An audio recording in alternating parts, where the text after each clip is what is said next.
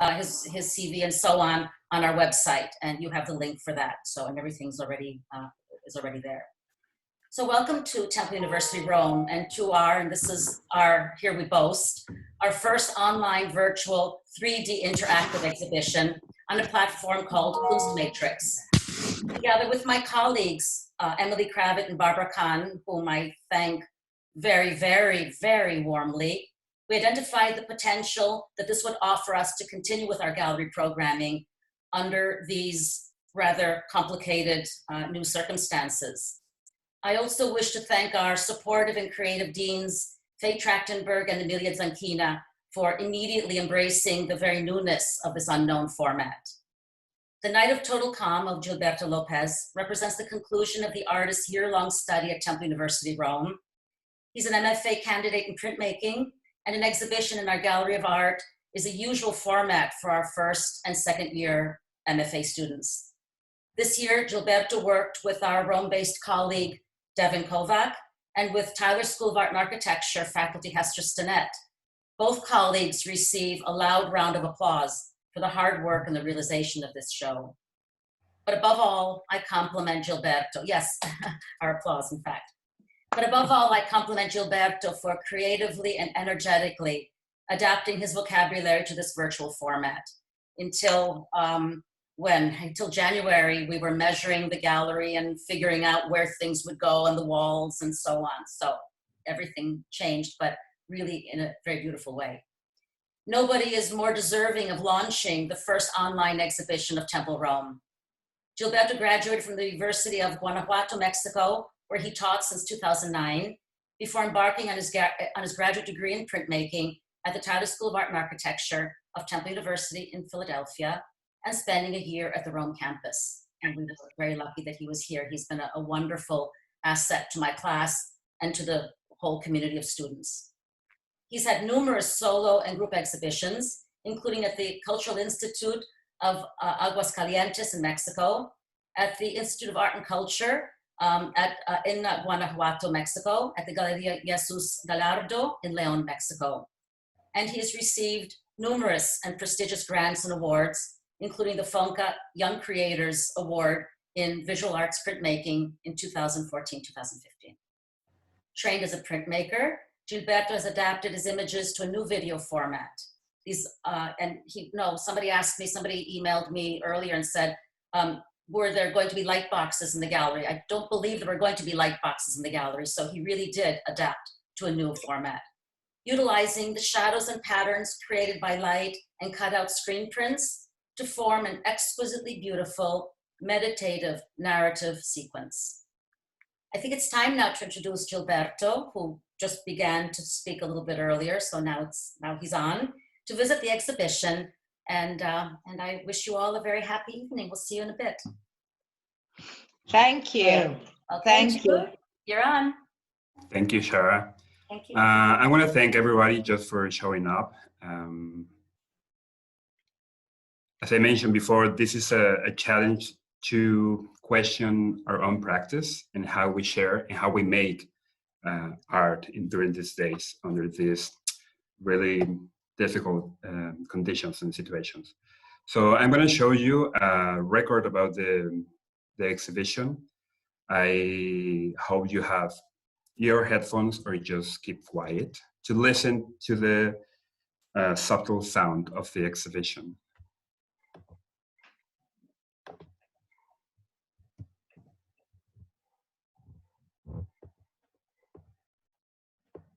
How do we do this?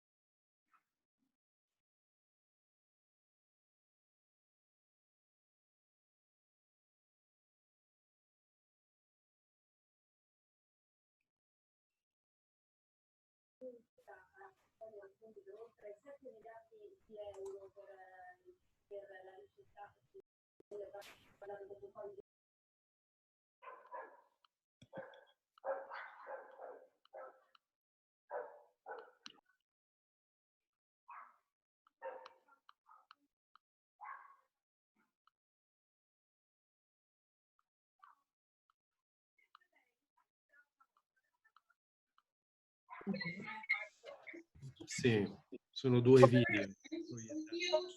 Cosa? 2 Mani fanno schermi parte del televisivi, video. Ok, diciamo. è che non riesco proprio a capire dove. Sì. Cioè, noi stiamo vedendo un video su questo, Sì, quindi. questi sono dei video. Più forti di prima, quindi questa è la cosa. Sì. I'm sorry, I see Teresa joined us, the maker of cabin fever. Grazie padre, anch'io sono contento di sentirla. Yeah. Want to say something Sì. about the concept of making them and Sì, sì, mi piacerebbe anche andare al santuario, quello dell'elettricità, che perché, sì, che è all'Eura, perché da una parte c'è stato, si dice San Paolo, che è stato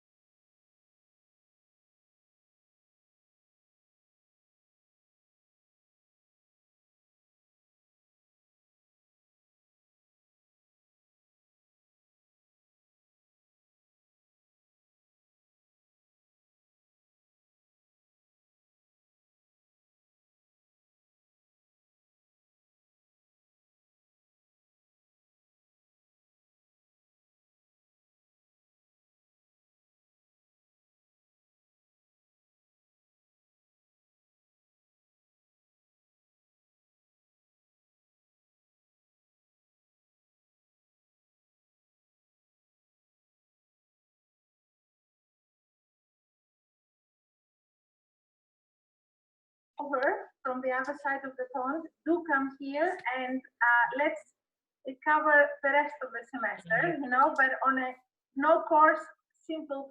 Okay. Fashion. This is Thank you all. virtual Okay. visit that I made Take care. using platform. Until we meet again, And stay safe. I don't know, someone is talking. Thank you. Bye.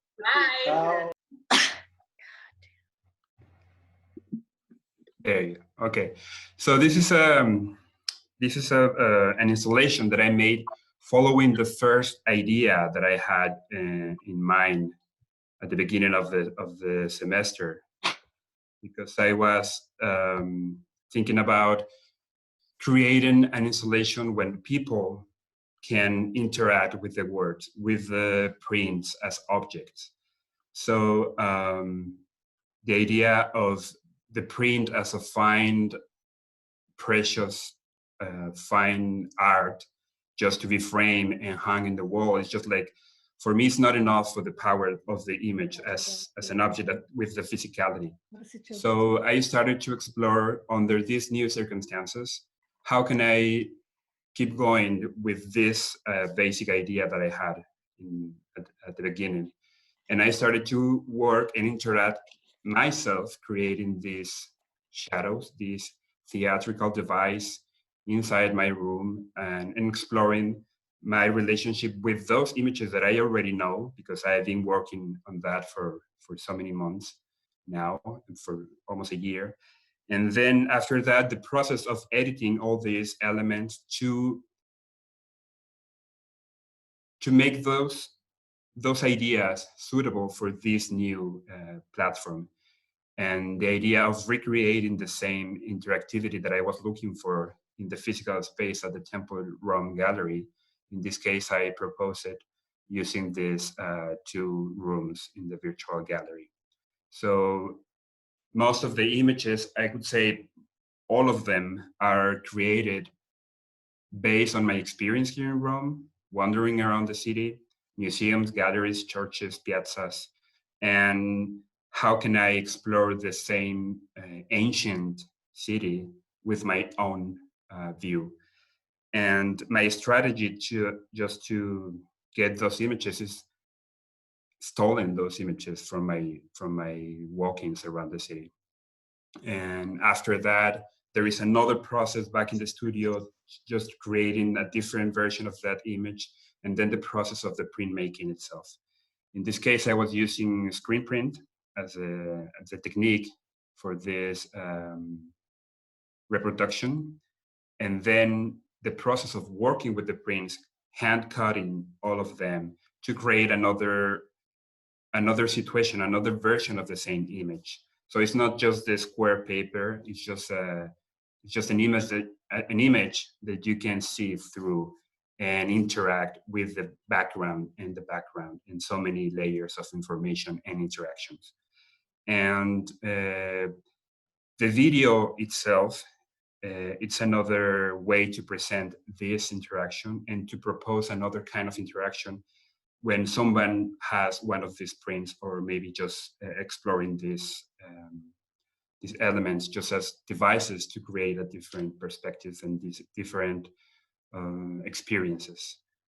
So the way I used to think about printmaking is just beyond the fact that of this mechanical reproduction of the image, and then proposing new ways to interact and find new possibilities of the image as an object. And I guess this is it. I hope this exhibition can give you a sense of what I was pretending with this relationship with the image, the action, the recording, and the editing process, and then involving you within this environment, this dark environment, as the title says, in this night of total calm. So if you have any question or any comment on this, you're very welcome to express it now.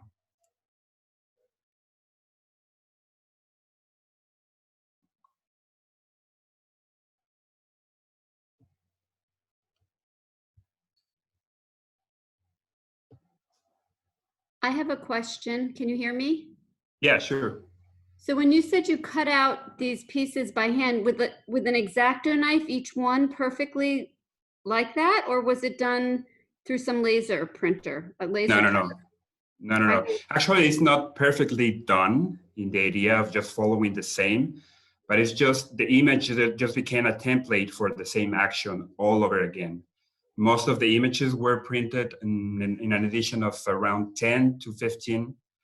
And then each one is differentiated because of this hand cutting. But yeah, it took a lot of time and a lot of knives. It's amazing. Thank you. Thank you. This is Susie Locke. Can you hear me? Yes, I see. Hi, I'm from San Francisco area. I am not in video right now because I've been out gardening for the whole morning. I wondered why you chose the sculpture that you did that has, the boy only has half of a leg. Okay, so I was harvesting most of the images from museums, social media profiles, and galleries and churches that I step into while wandering around the city.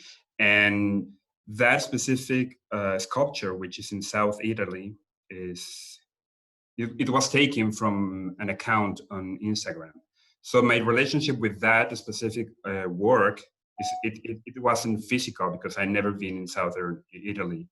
So I just get through that image because I am not using the original sculpture, just using that image in the Instagram account from that other person, because I usually follow strangers on social media, and that's another way to connect and harvest all these works that for many reasons are interesting to me because of the personal level or the formal and artistic level. So in this case, I only know the image of that sculpture. Maybe next year or next life, I will be able to go Southern Italy and get in touch with the physical sculpture. Can I ask a question? Did you Yeah, write sure. that? Did you write that poem, and how important are the words? Actually, that poem is by a Spanish saint and poet, Saint John of the Cross, from the 17th century, from Spain. So he is almost another version of Saint Therese in this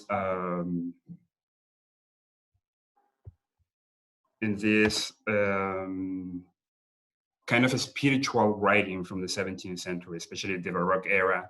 And I'm always been fascinated by the way he describes these spiritual conditions for the soul, looking for God or for that lover, because in this case, he's talking about God, but we can use that at the same element in different conditions. So that's why the title of the exhibition comes from one of other poems by him as well, because I guess that image of the night as the stage where you can walk around. And actually, I've been experiencing this during these past weeks, walking alone on this silent city of Rome with no people around, just enjoying this, almost at the same way he describes that situation in the garden at night, trying to find your lover behind the bushes or waiting for you, some sort. And that Baroque image for me has been important for many years now. Gilberto, if I may, I congratulations for your work. And I also wanted to say that to me, what it's Italian, it's not just the direct references of the images, but also thinking about the embroidery, which is another incredible craftsmanship of the Italian. There is all the tradition, also making art through broderie and, you know, sewing and all of that, and knitting and so on, which is also very beautiful because knitting, it's also about telling stories and making stories. So there is as much as you are layering these things, I think there is a quite interesting way that this work could be read also through that kind of a layering, that it's also the storytelling and the knitting and revealing. But it also makes me think about, in this way of working with nets and overposing nets, it's also one of the challenge that it was made during the Baroque time. If you look at the fence sculpted by Bernini in the Castel Sant'Angelo bridge, all the way to the chapel of San Severo in Naples and all of that tradition. So I found this also quite interesting in that kind of possible references, you know, to be developed. So thank you very much for your work. Thank you. Actually, that is one of the first ideas that I just came to my mind when I started almost deciphering the city within all these layers of history and historical importance or just artistic importance, you know. And in one day you can go from ancient ruins to the Baroque churches and then the contemporary art museums. And so that is a very fascinating way to learn and go through the city, through all these levels of experience and information and spirituality even. So that is another point in my work recently. It was before in my work, but now it's just like more consciously accepted, because that is the way that I'm using all this information, just creating layers to possibly change the interpretation, the first interpretation of those images, or to propose another way to experience those images. But yeah, you're true. Thank you for your comment. I have a question. Yes. What is the action behind like just throwing your paper cut image to the ground, from like you holding that image, like that paper cut image, and you just like throw down to the ground? Is there any like meaning behind, intention behind? Actually, the fact that I'm using the print as an object is considering all its conditions, the physicality, the sound that it makes when you crumble it, or just throwing to the floor and how it sounds. I actually was working with the idea of detachment, because once you got a print or once you got an image, you try to preserve it because of the meaning, because of the content, or because of the uniqueness of that object, that precious object. So in this case, I was like manipulating those objects and then just throw them away. So at the same time, you have a balance between care at the moment you hold those, but then at the end, just discard it. And don't worry, you don't have to worry about if the paper gets dirty or breaks, so it doesn't matter. So yeah, the fact that it's almost like preserving, but at the same time just preparing the same object to have a detach of the image and of the object itself. And also the text in the paper cutted image, did you get the text from this poem, or is it different content? It's another poet, actually. He's a French poet from the first part of the 20th century, Jean Genet. He's a playwright and a poet, but he's famous because he was a homosexual and he was a thief at the same time during that France of the before or after the Second World War. And at the end, he got caught and went to jail. And actually, Jean-Paul Sartre, the existentialist philosopher, just helped him to get him out of prison and then publish all of his work, because he was like almost forgotten. And the idea of stealing, for me, comes from his work, stealing images from other situations, from other places. And that's why I'm using that specific phrase, which is the criminal child, is because he refers to himself as a criminal, as a thief. And I'm using a parallels between the artist, the saint, as a thief of memories, significance, and all that sorts of roles, you know. That's why I'm using this as a fifth, and that comes from his work. Thank you, Lisa. Gilberto, I also have a question. Can you hear me? Yes, Anita. Okay, first of all, congratulations. It looks very beautiful in this virtual space. My question is, did your initial theme change due to the quarantine? And has the quarantine affected, basically it's the same question, has the quarantine affected the installation, or has it changed in any way? Did it change? And also, using the virtual space, how would it have been had it not been in the virtual space? How is it different? It is different because of the size of the images that I'm using here. The fact that you can play with the size of the projections, the videos, or even just the images, and then how you display that installation. In that is completely different from the physical space in the gallery. But the idea of the installation is basically the same, just creating an atmosphere that you get into and enjoy this affection because of the light. I was looking for the effect of this black and white transition and the contrast in a physical space. And I guess here I can almost match that. The quarantine obviously affected my work, but not in terms of what should I do, but how I'm gonna do that I had in mind before.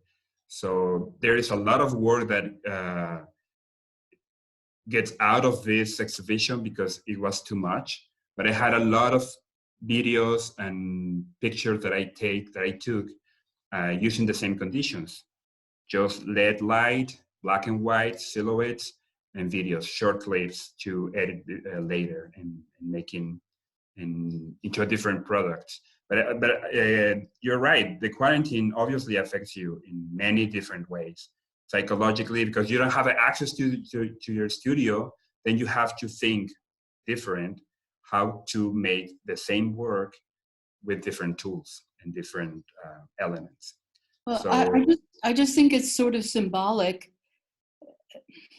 Well, I've seen the quarantine as somehow being in the dark, being in a womb, being in a cocoon. And I think it's wonderful that today is the first real day of aperture in Rome, and you're inaugurating this exhibition about night, about darkness. Yeah. That's wonderful. Thank you. I guess thank you, Anita. I guess the idea of the dark night is very common to any difficult time, because you don't have all the information, you don't see clear your path through that space. And the idea like this, in fact, are difficult and dark times, that is just another match of the work. Yeah, thank you. Gilberto? Yes. Gilberto. I have two questions. When you talk about the dark night and you talk about the soul, do Thomas Merton's writings enter in on that or no? The who? Sorry. Thomas Merton. He wrote a very famous book called The Dark Night of the Soul. Okay. No, actually, I don't know. A question, and you and I talked about this in October when I was there, and I only know from my experience, because I studied in Italy as well, how difficult it is to go to a place as rich as Rome or Florence and end up copying Michelangelo's or something like that. And I think it's been pretty amazing, the stuff you've managed to steal, as you call it, in Rome, because it's not, you're using Rome, but it's not particularly Roman. My question after that is then, how do how do you see the work going once you come back here to Mexico? And That Mexico has its own Baroque traditions, et cetera, et cetera. Yeah, I guess the same strategy of stealing things and images, you can do that everywhere. And actually, I'm thinking about Philadelphia and how that situation will be different. Because obviously we have like this amazing museum, the Philadelphia Museum of Art, the Barnes Foundation, and all this artistic tradition in that specific city near to New York and all this art world. But I guess the idea of stealing doesn't necessarily mean that it was based in the city of Rome. You can steal from everywhere. That's why I'm using social media as another source for my practice as a thief. And because I was very aware of that trap of getting caught by this amazing city, then you have to be very, very precautious. And that is one of the things that we were discussing very early in the first semester with Hester and Devin, how to avoid making postcard of this experience and how to just reproduce this. Oh, this is the work of done in Rome, and that's it. Because it is that really dangerous not to get involved in this historic place. And it's I guess since you have very clear the idea of, okay, I want to steal anything. It doesn't matter if it's Rome, Madrid, Paris, or Philadelphia, or Mexico City, or just the Instagram or Tumblr or whatever. Muy bien. Thank you.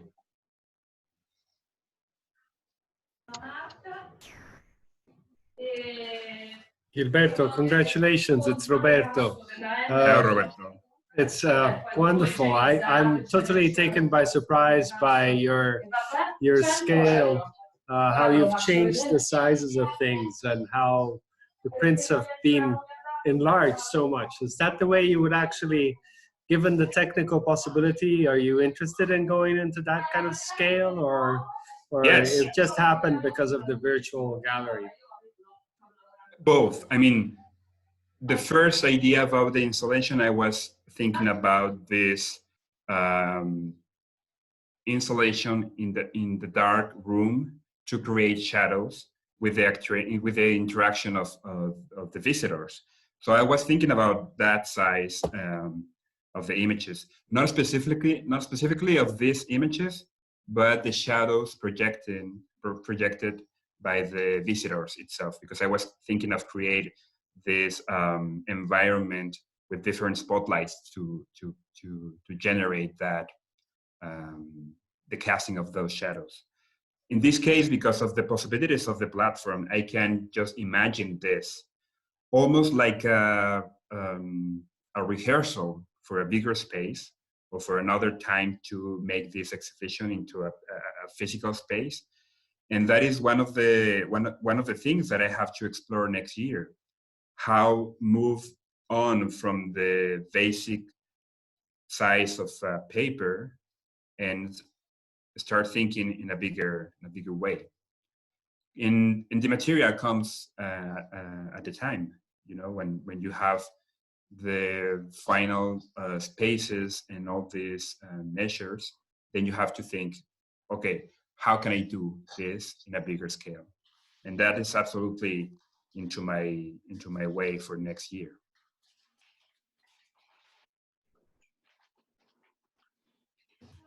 Well, it's going to be very exciting to see then. It's going to be great fun for you. But I love to say it. I love seeing them so big, you know, or imagining them so big. Yeah, exactly. And that is another part of this theatricality that you can enjoy and admire here in Rome because of all these Baroque spaces, churches and theaters and piazzas and monuments. This spectacularity of the site, of the places. And I guess that's another thing that I've been really interested in, is how to create this theater for different purposes. But yeah, that is another basic approach to my work, the theatricality. What is Can I- this? can I- Sorry, Just ask what is one more this question. piece that we're looking at? Would these be two TV screens, two television screens, or would they be projections in your mind? TV screens, yes. Thank Because you. there is another, as you can see here, you can play with the light and the details of the image in a TV screen. And if you're using a digital projector, that is another perspective of the same image. And I'm really interested of this comparison between these two images, two videos, two clips, next to each other in TV screens. Thank you. Thank you, Roberto. Gilberto, we have a couple other questions in the chat box. Okay. Shall we go over a couple? We have Catherine Krisick, professor at Temple of Rome, with the following question. Do you imagine making a performance with cutouts and projections, just like William Kentridge? That was in my mind, but I wasn't thinking about that the same way to record or to have that document to present later. But actually, yes, the idea of drawing with light, creating shadows, and the paper itself. I used to work with a lot of books, not just as a device for content that you add later, just because of the book is a basic structure that can give you another possibility to enjoy the same physicality. So maybe a second stage of this exhibition is a series of books that I'm working on and exploring the same idea, just as Kentridge did in these performative pieces of him. And the idea of drawing, interactivity, and I would say the use of the image with very basic elements, with black and white, that is present in my work as well. But I wasn't follow him like really close under the construction of this project. Okay, thank you, Gilberto. The other questions are a little long to read out. Can you read them, Gilberto? Can you go on the chat? Okay. Because we can read them to you, but Natasha asked a question. No, do you want? I will go ahead. Okay. So Natasha, also working at Temple University Rome as part of the staff.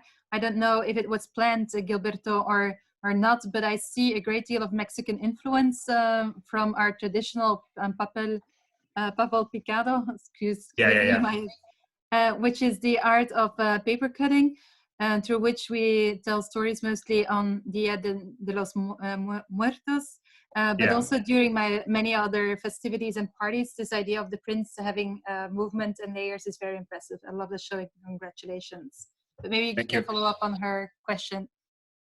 Yeah. I mean, this is another tradition of creating these decorations from parties and celebrations, official or religious celebrations. And I had that in mind when I was working with that. But back to that tradition is just like another element of decoration for a more important event. So if you go to a church or if you go to this, I don't know, an outside fair, and you see the place decorated with that element. And then you can read some symbols and symbolisms and into those images. And I had that in mind, but actually I was trying to avoid to get so close to that idea and to that specific condition, because then most of the people, knowing that I'm Mexican, then they would say, oh, this is because you're Mexican and you're working with this specific way of the hand-cutting paper. But yeah, it was in my mind. Okay, then we have another question from M. Loney. Everything in the exhibition is still tied to a wall, if only a virtual wall. What dictated this decision to keep it so wall-bound when it came to generating the installation? Or do you envision the activation of space in some way that is not necessarily as obvious to us as viewers of this via a screen? Yeah, I mean, this is the first attempt to translate my language into this technology, and how you apply those in order to have your idea clear and direct. And you have to work with so many elements outside of your reach. But the idea of just creating an experience to go through, that would be another element separate from the wall, or from this preconceived notion of the white space or the white box.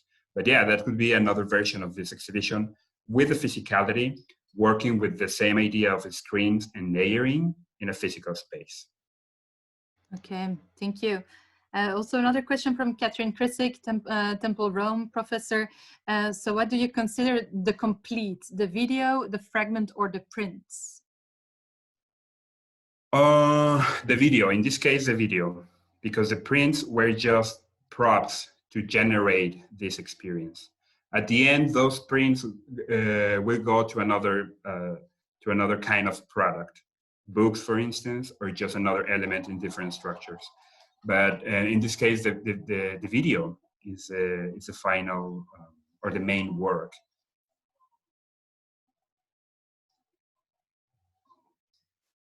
Any other questions from the audience? I think Catherine continued wondering about the poem.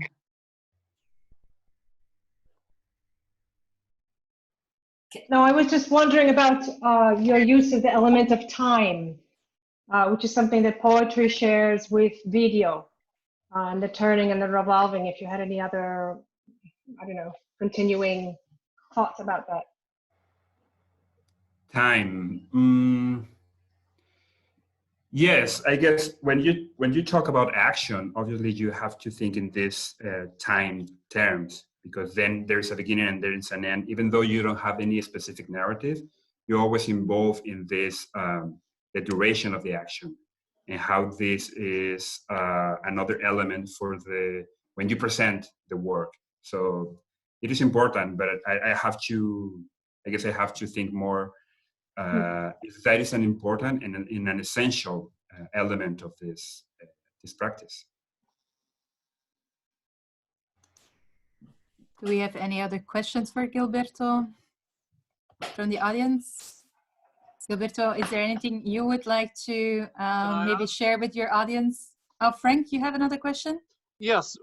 Well, a question. Am I muted? No, that's right. Gilberto, this is lovely.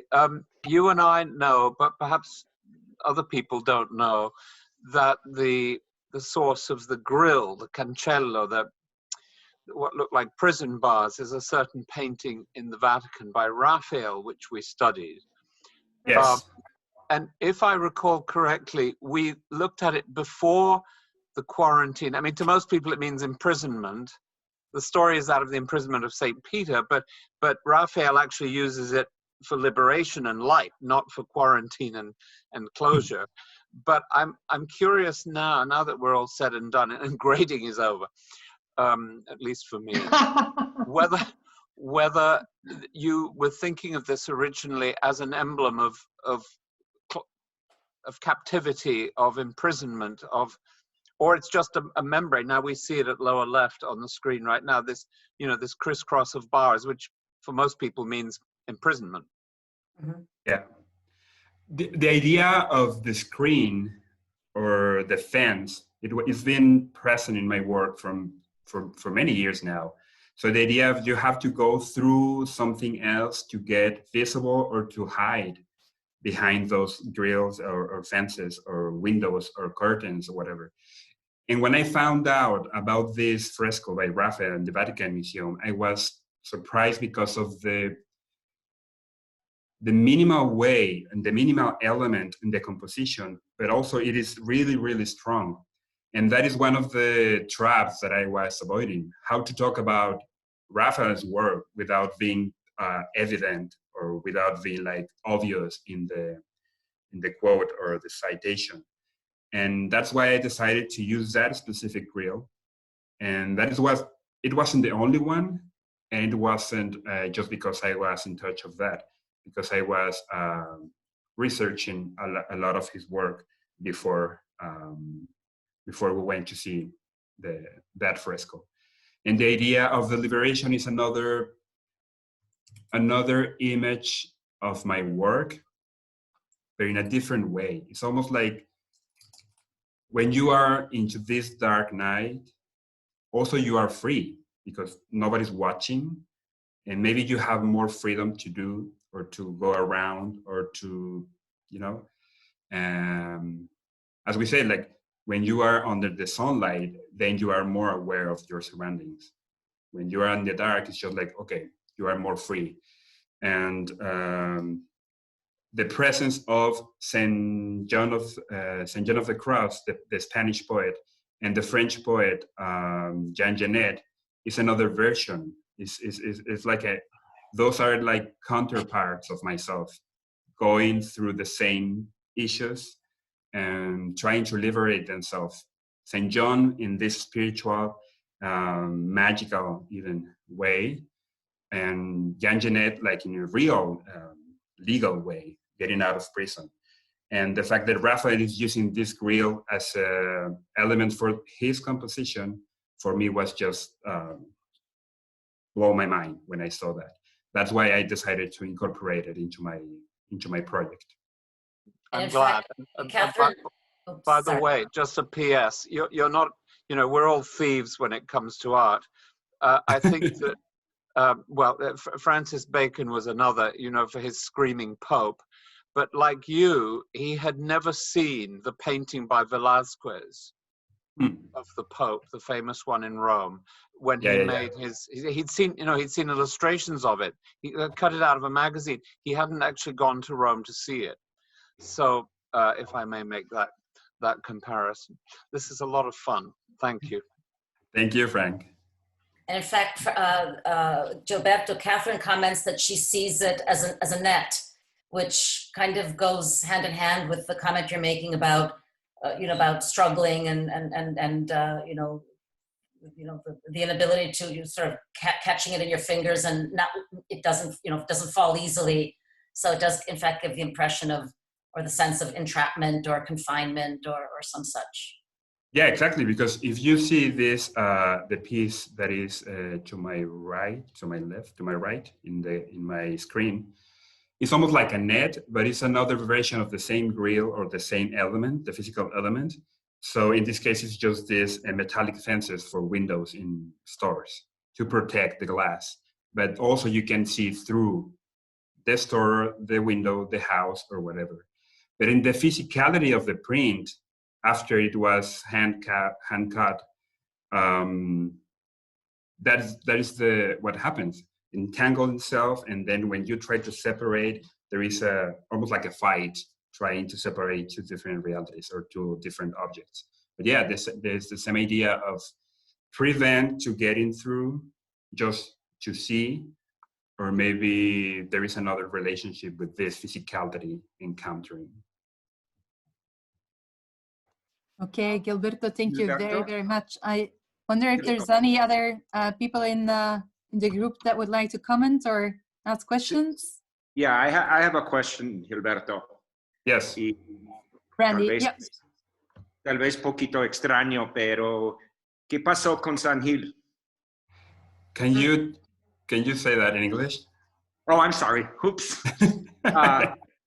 A question that I don't know if it's uncomfortable or not, but what's happened to San Gil?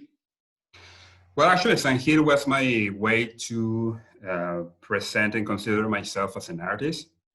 And I guess since the very beginning of this experience in Rome, that was the first thing that we questioned. How could we continue to use that as the first element to introduce myself and my work? And I guess the same idea after 10 years now, because San Gil wasn't an alter ego, it was my consecration as an artist inside this art world, using all these Catholic and Christianity terms and spirituality.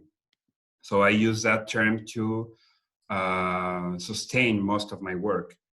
And after 10 years, I guess at this moment, it's just like a moment to step aside and see that from the distance and see what happened. The practice is the same, just the way I present or I introduce myself has changed a little bit, but it's underneath the project and the work. So, because in the past, I guess that specific topic about the way I name myself, it was the first question before people see my work. So in this case, could be the second one or the last one. Gilberto, you've done also a very wonderful job in illustrating the work with words. It was, it made the show, very, very much come to life. You're very, very, very good at thinking about and commenting and responding to, thought and content in the work. So very, very, somebody wrote here, that's powerful, true. Well, thank you. Thank you so much. That was Okay. so.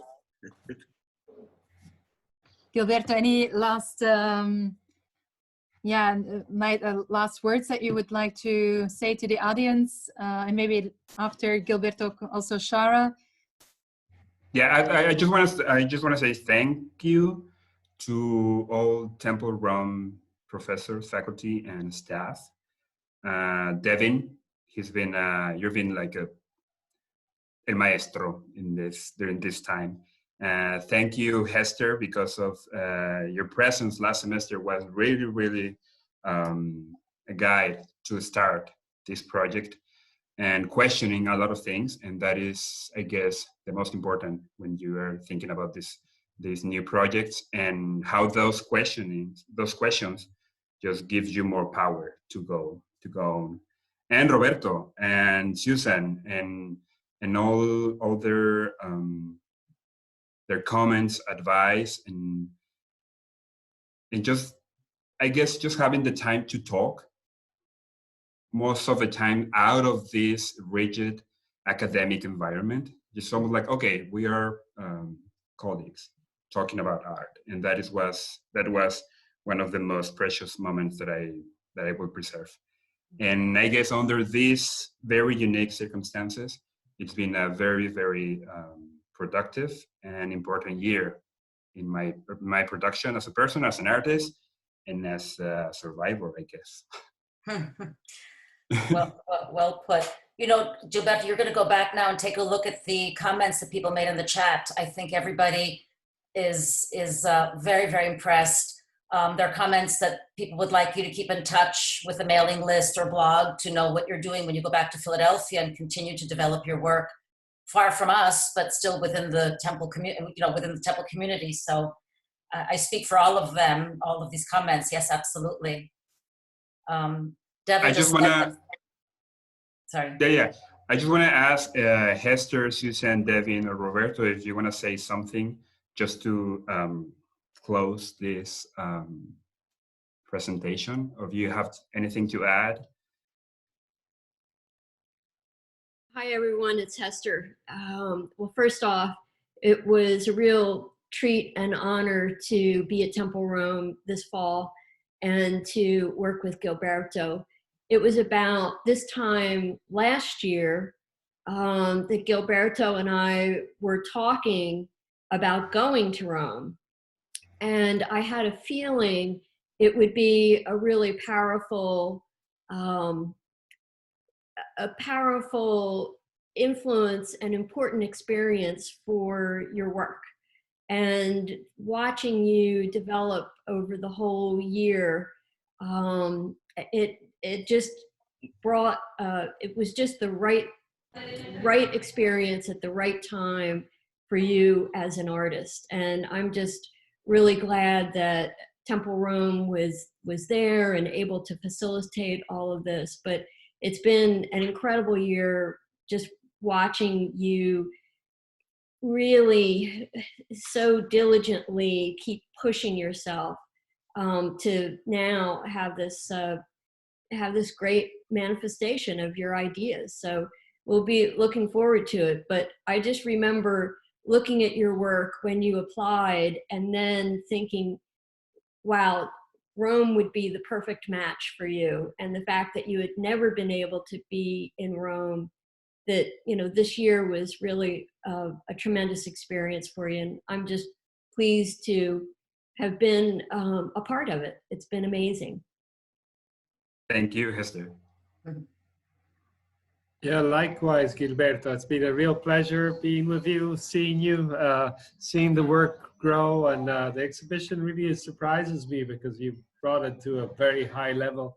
And I know how much work you had and how hard the selection must have been, and the editing process must have been very, very careful and labor intensive. So really congratulations, because you really found the right elements and selected it and kind of brought it down to a very refined, very, very clear, a very clear show, which presents itself in all of its strength. So congratulations. And yes, I hope we will stay in touch.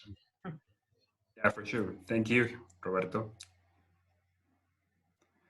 I'll just say a few things. I don't think I'm muted, am I? No, we can hear you. Okay, good. Well, Gil, it's been just such a pleasure, you know, as both Hester and Roberto have emphasized, it's been such a pleasure to have you here this year. I think your presence has really amplified the entire community in our university at Temple Rome. And I'm going to be looking so forward to seeing how you continue to develop this line of thinking, because I think there are some extraordinary elements in it. Probably the most of which for me is the continual sense of invention that you bring to the work and the real agility that you have.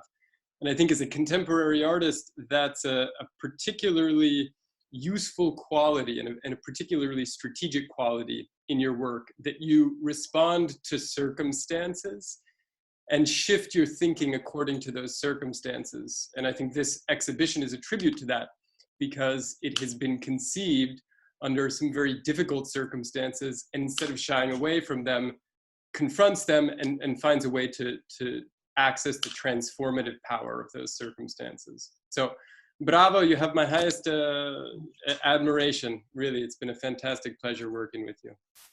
Gilberto, I just got a message from somebody on my phone who just, I guess they left the exhibition, and she says, "Can people see your work in Rome? Is it possible to have to see it physically?" I don't know how, but I guess. I mean, I'm going to stay. Sorry. Before you leave, perhaps. Do you think it's possible if things become a little easier? Yeah, for sure. I mean, I'm going to stay here for until June, so I think we have this month, and we can arrange a way to present in a physical way this production. Yeah, for sure. Okay, even if it's not hanging, even if we look at it as a you know, as a portfolio as opposed to an exhibition. Yeah, absolutely. Okay, I'll let you know. Thank you.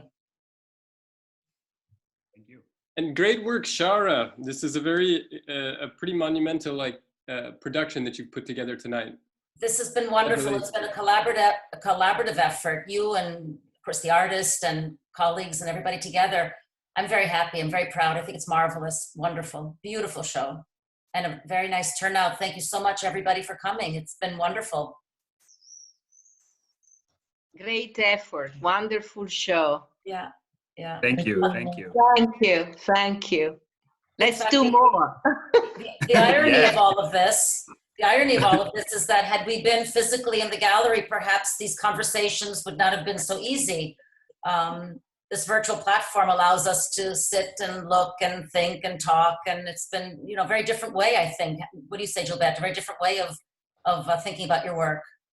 Yeah, exactly, because the past 2 weeks I've been in front of this screen like so many hours a day, and now having this interaction with all of you guys is just different. I know this experience, these questions, and this contact that we have now, it wouldn't be possible at the physical space. No. And we have to think different to make things different. Because if at the beginning of this challenge of putting the exhibition in this platform, I was attached to the physical space, it wouldn't work at all. So I have to change in order to have this exhibition in a different, from a different perspective. And then this is another challenge that you have to accept. Yes, not easy at all for an artist, though, considering No. You know, expectation was one thing and then reality was something else. So exactly. I think Barbara just put the website, so if anybody wants to see the show again, and then at one point revisit when we put the audio of the recording, excuse me, of this evening, you'll be able to revisit at your own leisure and your own pace. And Why is she still eating bones? So I just want to say thanks for coming, for showing up, and with a glass of Prosecco. Oh. Is that what you have? Yes. So I want to say cheers, salute, salud. Salute. Tanti auguri.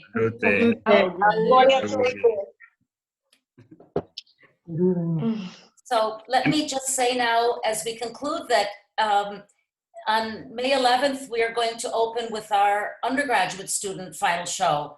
I see one of our students is here, Sophie. I don't know if other people are because I don't see all the little images, but Sophie's there smiling.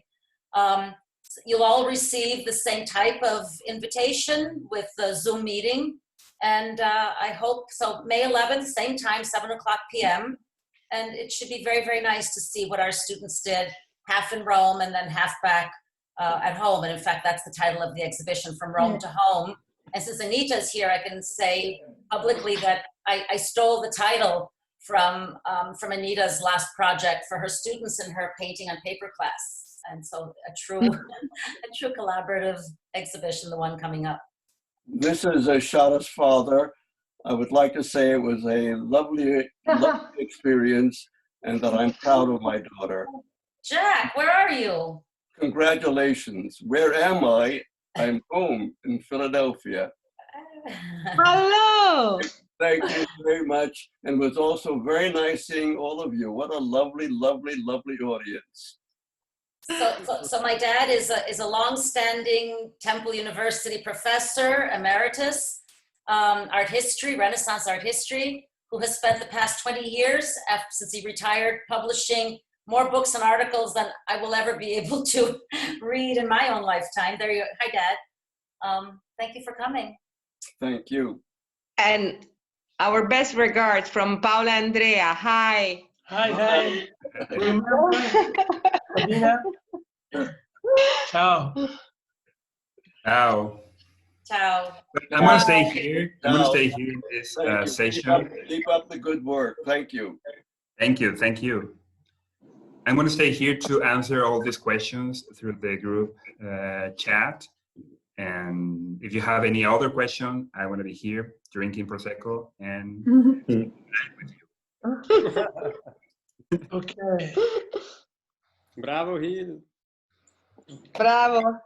Bravo. Bravo, Gilberto. Bravissimo. Grazie, grazie. Gilberto, is it okay I stop the recording here for you? Yeah, sure. Okay, good. Then you can continue with the people that will stay longer and have chats with you. Okay. Okay, it was a pleasure. Okay. Congratulations. Thank you. Ciao, ciao. Good job. Congratulations. Ciao a tutti. Bye.